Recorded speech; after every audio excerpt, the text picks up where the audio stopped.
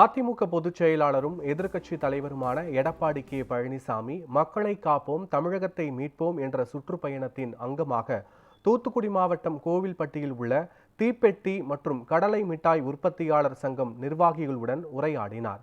அதன்படி முன்னதாக கோவில்பட்டி அருள்மிகு செண்பகவள்ளி அம்மன் பூவதான சுவாமி திருக்கோவிலில் சுவாமி தரிசனம் மேற்கொண்டார். பின்னர் கோயில்பட்டியில் உள்ள தனியார் மஹாலில் முன்னாள் அமைச்சர் கடம்பூர் ராஜுவின் ஏற்பாட்டில் தீப்பெட்டி மற்றும் கடலை மிட்டாய் உற்பத்தியாளர் சங்கம் நிர்வாகிகளுடன் கலந்துரையாடினார்.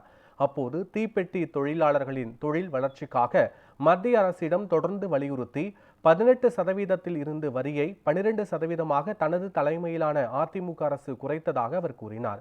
பிளாஸ்டிக் டைடர்களை தடை செய்து மத்திய அரசை வலியுறுத்துவோம் என்றும் எடப்பாடி கே பழனிசாமி குறிப்பிட்டுள்ளார்.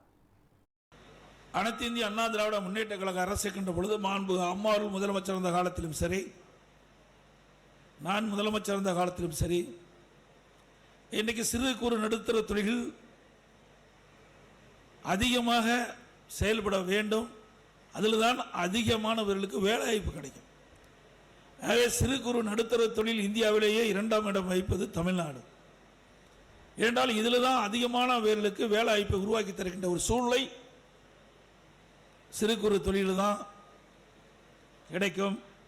அந்த அடிப்படையில் இந்த தொழில் எப்பொழுதெல்லாம் பாதிக்கிறதோ அப்பொழுதெல்லாம் அரசுடைய கவனத்திற்கு கொண்டு வருகின்ற பொழுது அதை உன்னிப்பாக கவனித்து அவருடைய பிரச்சனையை தீர்ப்பதிலே நாங்கள் கவனமாக இருந்த காரணத்தினாலே தீப்பெட்டிக்கு ஜிஎஸ்டி 18% வரி இருந்தது. அதை குறைக்க வேண்டும் என்று கேட்டவுடனே மத்திய அரசிடம் இதற்கு உண்டான பிரச்சனைகளெல்லாம் எடுத்து கூறி அதை 12% குறைப்பதற்கான வழிமுறைகளை நாங்கள் செய்தோம்.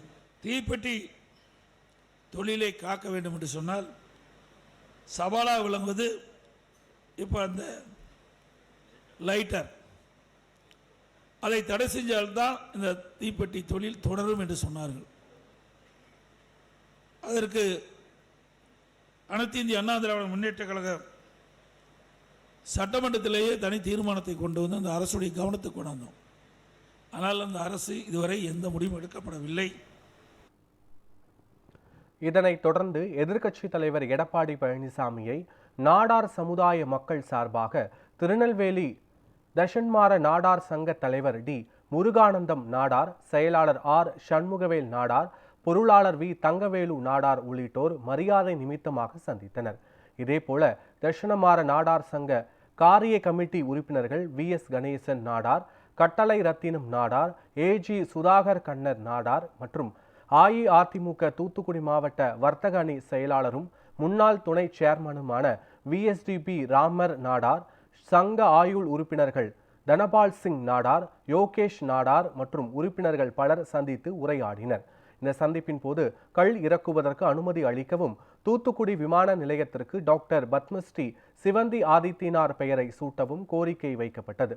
மேலும் தென் மாவட்டங்களில் உள்ள ஆயிரக்கணக்கான தொழிலாளர் குடும்பங்கள் பயன்பெற்று வந்ததான மணல் தொழிலை உடனடியாக தொடங்க அழுத்தம் கொடுக்கவும் எதிர்க்கட்சி தலைவரும் அதிமுக பொதுச் செயலாளருமான எடப்பாடி கே பழனிசாமியிடம் வேண்டுகோள் விடுக்கப்பட்டது. தஷனமார நாடார் சங்க நிர்வாகிகள் சந்திப்பின் போது முன்னாள் அமைச்சர்கள் RB உதயகுமார், C விஜயபாஸ்கர், தளவாய் சுந்தரம் உள்ளிட்டோரும் உடன் இருந்தனர்.